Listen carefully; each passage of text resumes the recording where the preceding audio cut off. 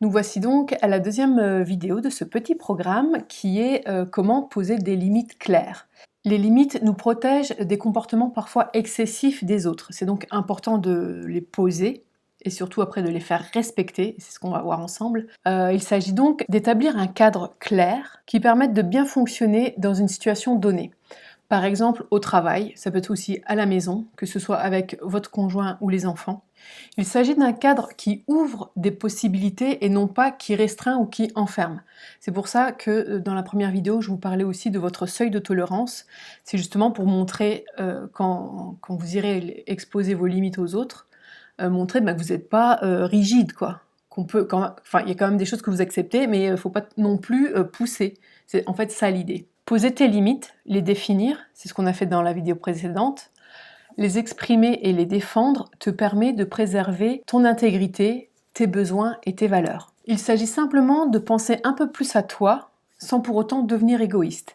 Et d'ailleurs, j'en profite pour glisser la petite définition du mot égoïsme que propose Lise Bourbeau, qui est quelqu'un que j'apprécie énormément. Pour elle, l'égoïsme, c'est vouloir que l'autre s'occupe de mes besoins avant les siens. C'est sûr que cette définition est bien différente de celle qu'on observe généralement en fait dans la société, qui est simplement tu penses à toi, c'est égoïste, quoi. Donc, on devrait sacrifier notre vie pour les autres si on écoute ce que nous dicte la société. Et ça ne veut pas dire oublier les autres, hein. C'est pas ça du tout. Je pense que vous l'avez compris dans mon discours jusqu'à présent. Mais c'est juste penser un peu plus à soi-même. C'est pense à toi aussi. C'est ça le grand message aussi. Donc, dans l'exercice précédent, vous avez réfléchi au nouveau cadre que vous aimeriez poser, suivant différentes situations avec différentes personnes de votre entourage. Et là, maintenant, l'idée, ça va être d'aller le communiquer et de l'exprimer aux personnes concernées. Alors, c'est sûr, plus on le fait en amont, et mieux c'est. Donc, surtout, avant que justement vous soyez envahi de tout un tas de rancœurs ou d'émotions très désagréables, c'est, je sais pas, par exemple, vous prenez un nouveau poste, ça va être par exemple dès l'entretien d'embauche, d'évoquer certaines limites. Donc c'est prendre le risque de déplaire, peut-être se voir rejeté, et c'est vrai que c'est un grand risque, oui et non, parce que justement, quand on ne respecte pas nous-mêmes nos limites, qui nous rejette en premier lieu, c'est soi-même.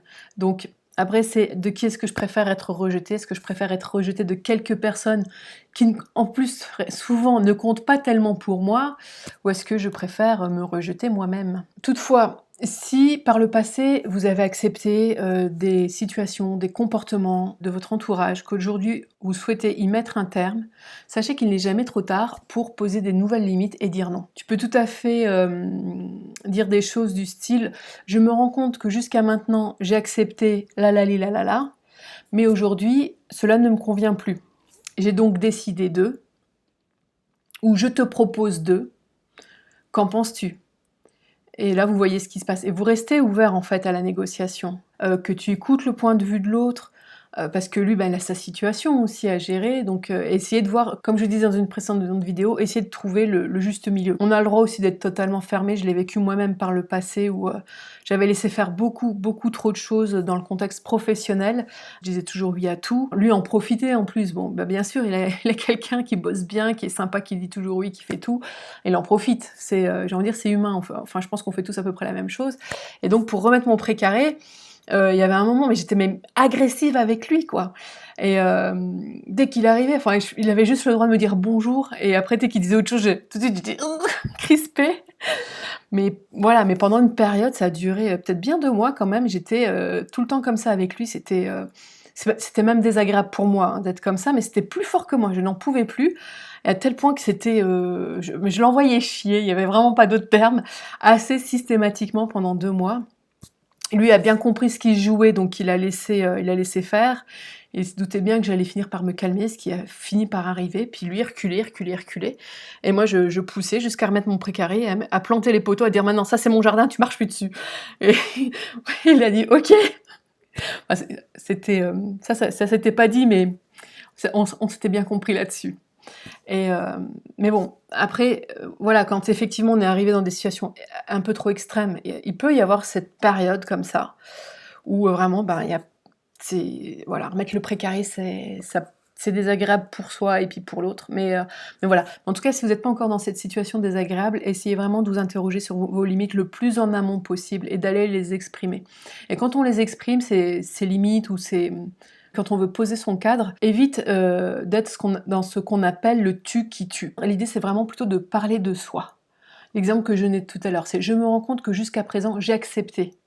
Reprendre sa responsabilité aussi. Oui, peut-être que l'autre en profite de notre gentillesse et du fait qu'on ne sache pas dire non, mais on est quand même au minimum responsable de laisser faire. Et ça, c'est bien de le reconnaître. Sans se flageller, bien entendu, mais c'est dire « ok, j'ai laissé faire ça trop longtemps. Mais aujourd'hui, je me rends compte que ça ne me convient plus du tout. Et voilà ce que je propose de nouveau. » Et ouais, vraiment éviter autant que possible les formulations avec du « tu », plutôt décrire une situation et éviter le plus possible le tu qui tue.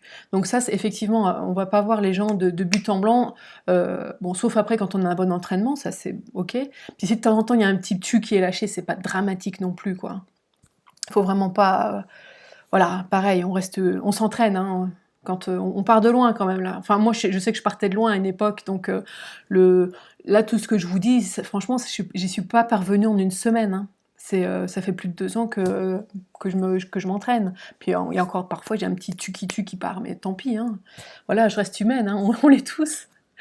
Et qu'est-ce que je voulais dire d'autre? Donc oui, j'ai envie de dire, prépare bien ton brouillon, quoi, au début, avant d'aller voir l'autre et de lui expliquer ceci, cela.